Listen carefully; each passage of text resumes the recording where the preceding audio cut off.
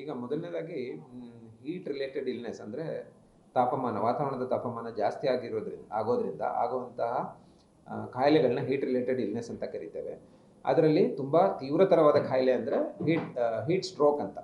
ಅದನ್ನು ಬಿಟ್ಟು ಲಘು ಪ್ರಮಾಣದ ಕಾಯಿಲೆಗಳಂದರೆ ಹೀಟ್ ಕ್ರ್ಯಾಂಪ್ಸ್, ಹೀಟ್ ಸಿಂಕೋಪ್ ಮತ್ತು ಹೀಟ್ ಎರಪ್ಷನ್ಸ್ ಅಂತ ಚರ್ಮದ ಮೇಲೆ ಆಗುವಂಥ ಲಘು ಪ್ರಮಾಣದ ಕಾಯಿಲೆಗಳು ಕೂಡ ಇರ್ತದೆ. ಈ ಹೀಟ್ ರಿಲೇಟೆಡ್ ಇಲ್ನೆಸ್ನ ಬಗ್ಗೆ ಜಾಗೃತಿ 2021ರಿಂದ ಗೌರ್ಮೆಂಟ್ ಆಫ್ ಇಂಡಿಯಾದಿಂದ ಆರ್ಡರ್ ಬಂದಿದೆ. ನಾವು ಇದನ್ನು ಟ್ರೇಸ್ ಮಾಡಬೇಕು, ನೋಟಿಫೈ ಮಾಡಬೇಕು, ಟ್ರೀಟ್ ಮಾಡಿದ್ದೆಲ್ಲ ಪೇಷಂಟನ್ನು ನೋಟಿಫೈ ಮಾಡಬೇಕು ಅಂತ.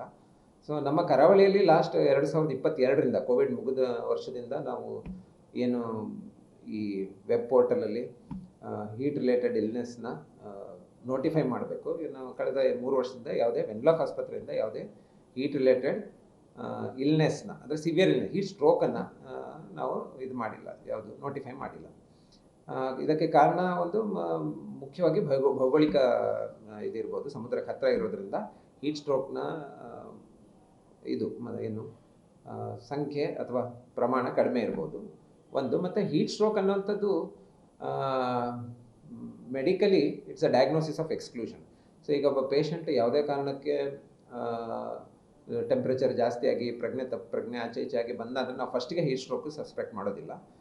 ಬೇರೆ ಸೆಪ್ಸಿಸ್, ದೇಹದೊಳಗೆ ಯಾವ್ದಾದ್ರು ನಂಜಿನಂಶ ಇದೆಯಾ ಅಥವಾ ಬೇರೆ ಏನಾದರೂ ಕಾಯಿಲೆಯಿಂದ ಇದೆಯಾ ಅಥವಾ ಹಾರ್ಟ್ ಅಟ್ಯಾಕ್ ಕೂಡ ಜಸ್ಟ್ ಬಿಸಿಲಲ್ಲಿ ಓಡಾಡಿದಾಗ ಹಾರ್ಟಿನ ತೊಂದರೆಯಿಂದನೂ ಕೂಡ ಪೇಷಂಟ್ ಪ್ರಜ್ಞೆ ತಪ್ಪಿ ಅಥವಾ ಕ್ಯಾಶುವಲ್ಟಿಗೆ ತೀವ್ರತರವಾದ ಸಮಸ್ಯೆಯಿಂದ ಬರ್ಬೋದು. ಸೊ ಇದೆಲ್ಲ ರೂಲ್ ಔಟ್ ಮಾಡಿದ ಮೇಲೆ ಹೀಟ್ ಸ್ಟ್ರೋಕ್ ಅಂತ ಡಯಾಗ್ನೋಸಿಸ್ ಮಾಡೋದಾಗ್ತದೆ. ಹಾಗಾಗಿ ಲಾಸ್ಟ್ 3 ವರ್ಷದಿಂದ ಯಾವುದೇ ಹೀಟ್ ಸ್ಟ್ರೋಕನ್ನು ನಾವು ಕರಾವಳಿಯಿಂದ ನಮ್ಮ ವೆನ್ಲಾಕ್ ಆಸ್ಪತ್ರೆಯಿಂದ ಇದು ಮಾಡಿಲ್ಲ, ನೋಟಿಫೈ ಮಾಡಿಲ್ಲ. ಮತ್ತು ಇನ್ನು ಈ ವರ್ಷದ ಟೆಂಪ್ರೇಚರ್ ಎಲ್ಲರಿಗೂ ಗೊತ್ತಿರೋ ಹಾಗೆ ಕ್ರಮೇಣವಾಗಿ ಜಾಸ್ತಿ ಆಗ್ತಾ ಇದೆ.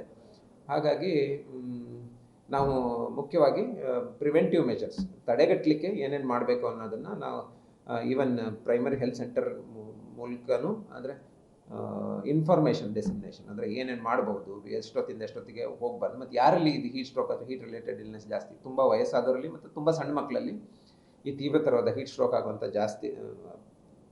ಸಂಭವ ಜಾಸ್ತಿ ಇರುತ್ತೆ. ಅಂಥವ್ರನ್ನು ಹುಷಾರಾಗಿ ನೋಡ್ಕೊಳ್ಳೋದು ಅಥವಾ ಅವರಿಗೆ ತೆಳುವಾದ ಬಟ್ಟೆ, ಈ ಪ್ರಿವೆಂಟಿವ್ ಮೆಷರ್ಸ್ ಏನು, ತೆಳುವಾದ ಬಟ್ಟೆ ಹಾಕ್ಕೊಳ್ಳುವಂಥದ್ದು, ತುಂಬ ನೀರು ಕುಡಿಯುವಂಥದ್ದು, ಇಂಥ ಮೆಷರ್ಸ್ಗಳ ಬಗ್ಗೆ ಜಾಗೃತಿ ತಳಮಟ್ಟದಲ್ಲಿ ಆಗ್ತಾ ಇದೆ ಅಂತ. ಈಗ ಹೀಟ್ ಸ್ಟ್ರೋಕ್ ಒಂದು ವೇಳೆ ಇದಾಯಿತು ಅಂತಂದರೆ ಅದಕ್ಕೆ ಹಾಸ್ಪಿಟಲ್ಗಳಲ್ಲಿ ಯಾವ ರೀತಿ ವ್ಯವಸ್ಥೆಗಳನ್ನು ಮಾಡ್ಕೊಂಡು ಮತ್ತು ತಾಲೂಕು ಹಾಸ್ಪಿಟಲ್? ಸೊ ಅದೇ ನಾನು ಮೊದಲು ಹೇಳಿದಾಗ ಹೀಟ್ ಸ್ಟ್ರೋಕ್ ಅನ್ನೋವಂಥದ್ದು ಒಂದು ಡಯಾಗ್ನೋಸಿಸ್ ಆಫ್ ಎಕ್ಸ್ಕ್ಲೂಷನ್. ಫಸ್ಟಿಗೆ ಯಾವುದೇ ಪೇಷಂಟ್ ಹೀಟ್ ಸ್ಟ್ರೋಕಿಂದ ಸಸ್ಪೆಕ್ಟ್ ಮಾಡಬಹುದು. ಸಸ್ಪೆಕ್ಟ್ ಮಾಡಿ ನಾವು ಹೀಟ್ ಸ್ಟ್ರೋಕ್ ಅಂತಲೇ ಬರೀ ಹೀಟ್ ಸ್ಟ್ರೋಕಿಗೆ actually treatment is very conservative.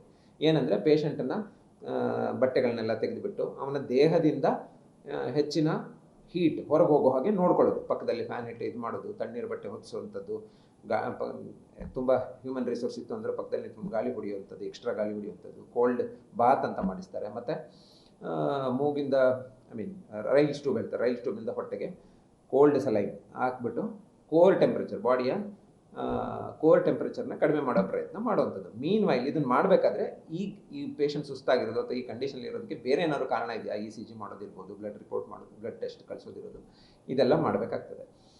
ಅಂದರೆ ಅದೇ ಬೇಸಿಕಲಿ ಬಾಡಿ ಟೆಂಪ್ರೇಚರ್ ತುಂಬ ಜಾಸ್ತಿ ಇರುವಂತಹ ಪ್ರಜ್ಞೆ ಅಷ್ಟು ಮಟ್ಟಿಗೆ ಸರಿ ಇಲ್ಲದಿರುವಂಥ ಪೇಷಂಟನ್ನು ನಾವು ಬೇರೆ ರೀತಿಯಲ್ಲಿ ಹೇಗೆ ಎವ್ಯಾಲ್ಯೂಯೇಟ್ ಮಾಡಬೇಕು ಅದೆಲ್ಲ ನಾವು ಹೀಟ್ ಇಲ್ಲದೆ ಇರೋ ಟೈಮಲ್ಲೂ ಏನು ಮಾಡ್ತೀವಿ ಅದೇ ರೀತಿ ಎವ್ಯಾಲ್ಯೂಯೇಟ್ ಮಾಡ್ತಾ ಹೀಟ್ ಸ್ಟ್ರೋಕನ್ನು ಸಸ್ಪೆಕ್ಟ್ ಮಾಡಿ ಟ್ರೀಟ್ ಮಾಡ್ಬೋದು. ಈಗ ಹಾಸ್ಪಿಟಲ್ಗಳಲ್ಲಿ ಬೆಡ್ಗಳನ್ನು ರಿಸರ್ವ್ ಮಾಡಿರಬೇಕು ಯಾವ ವ್ಯವಸ್ಥೆ? ಸರ್ ಅದೇ basically first heat stroke is an emergency. Other heat related illnesses are mild diseases. So heat related ಇಲ್ನೆಸ್ನ ಸ್ಟ್ರೋಕಿಗೆ ಪೇಷಂಟ್ ಯೂಶಲಿ ಕ್ಯಾಶುವಲ್ಟಿಗೆ ಬರೋದ್ರಿಂದ ಕ್ಯಾಶುವಲ್ಟಿಲಿ ನಾವು ಎಮರ್ಜೆನ್ಸಿ ಡಿಪಾರ್ಟ್ಮೆಂಟಲ್ಲಿ 4 ಬೆಡ್ಗಳನ್ನ ಹೀಟ್ ರಿಲೇಟೆಡ್ ಇಲ್ನೆಸ್ಗೆ ಅಂತಲೇ ಎತ್ತಿಟ್ಟಿರ್ತೇವೆ. ಮತ್ತು ಅಲ್ಲಿ ಸ್ಟೆಬಿಲೈಸ್ ಮಾಡಿ ಇದಾದಮೇಲೆ ಅಲ್ಲಿ ಸ್ಟೆಬಿಲೈಸ್ ಮಾಡಿ ಪೇಷಂಟ್ ಸ್ಟೆಬಿಲೈಸ್ ಆಗಿದ್ದಾರೆ ಅಂದಮೇಲೆ ಅವರ ಅಗತ್ಯತೆಗೆ ತಕ್ಕಂಗೆ ICU ಅಲ್ಲಿಯ ಇಲ್ಲ ವಾರ್ಡಲ್ಲಿಯ ಟ್ರೀಟ್ಮೆಂಟ್ ಮುಂದುವರಿತದೆ. ಈಗ ನಮ್ಮದು ಹೊಸ ಬಿಲ್ಡಿಂಗ್ ಇರೋದ್ರಿಂದ ಹೊಸ ಬಿಲ್ಡಿಂಗಲ್ಲಿ ವಾರ್ಡ್ಗಳು ಮತ್ತು ಬೆಡ್ ಇದಿರೋದ್ರಿಂದ ಬೆಡ್ಡಿನ ಕೊರತೆ ಸ್ಟೆಬಿಲೈಸ್ ಆದಮೇಲೆ ಶಿಫ್ಟ್ ಮಾಡಿ ಟ್ರೀಟ್ ಮಾಡುವಂಥ ಬೆಡ್ಡಿನ ಕೊರತೆ ಇದೆ, ಏನು ಪ್ರಾಬ್ಲಮ್ ಇಲ್ಲ. ತಾಲೂಕು ಆಸ್ಪತ್ರೆಗಳು ಯಾವ್ದು?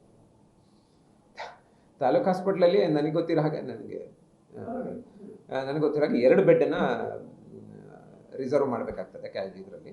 ಮತ್ತು ಅವರು ಇದು ಆ ಸಮಯದಲ್ಲಿ ಪ್ರೈಮರಿ ಟ್ರೀಟ್ಮೆಂಟ್ ಏನು ಹೇಳಿದೆ, ಕನ್ಸರ್ವೇಟಿವ್ ಟ್ರೀಟ್ಮೆಂಟ್ ಅಂತ, ಅದನ್ನು ಮಾಡಿಬಿಟ್ಟು ಪೇಷಂಟ್ ಸ್ಟೆಬಿಲೈಸ್ ಆಗ್ತಿದ್ದಾರೆ, ವಾರ್ಡಲ್ಲಿ ಮ್ಯಾನೇಜ್ ಮಾಡ್ಬೋದು. ಮೈಲ್ಡ್ ಹೀಟ್ ಸಿಂಕೋಪ್ ಇರ್ಬೋದು, ಅಥವಾ ಕ್ರ್ಯಾಂಪ್ಸ್ ಥರ ಆಗಿರ್ಬೋದು, ಮತ್ತು ಮಿಡ್ಲ್ ಏಜ್ಡ್ ಆ ಥರ ಇರೋರನ್ನ ಅವ್ರು ಅಲ್ಲೇ ಮ್ಯಾನೇಜ್ ಮಾಡ್ಬೋದು. ತುಂಬ ವಯಸ್ಸಾದವರು ಮತ್ತು ಮಕ್ಕಳ ಇದ್ದ ಪೇಷಂಟನ್ನು ಅವರು ಇಲ್ಲಿಗೆ ವೆನ್ಲಾಕ್ ಆಸ್ಪತ್ರೆಗೆ ರೆಫರ್ ಮಾಡಿ. ನನ್ನ ಹೆಸರು ಡಾಕ್ಟರ್ ಶರತ್ ಬಾಬು ಎಸ್ ಅಂತ. ನಾನು ವೆನ್ಲಾಕ್ ಜಿಲ್ಲಾ ಆಸ್ಪತ್ರೆಯಲ್ಲಿ ಪಲ್ಮನಾಲಜಿಸ್ಟ್ ಅಂದರೆ ಶ್ವಾಸಕೋಶ ತಜ್ಞನಾಗಿ ಕೆಲಸ ಮಾಡ್ತಾ ಇದ್ದೇನೆ. ಮತ್ತು ಈ ಹೀಟ್ ರಿಲೇಟೆಡ್ ಇಲ್ನೆಸ್ಗೆ ನಮ್ಮ ಡಿಸ್ಟ್ರಿಕ್ಟ್ ಸರ್ಜನ್ ಶಿವಪ್ರಕಾಶ್ ಸರ್ ಇವರು ನನ್ನ ನೋಡಲ್ ಆಫೀಸರ್ ಆಗಿ ನೇಮಿಸಿರ್ತಾರೆ.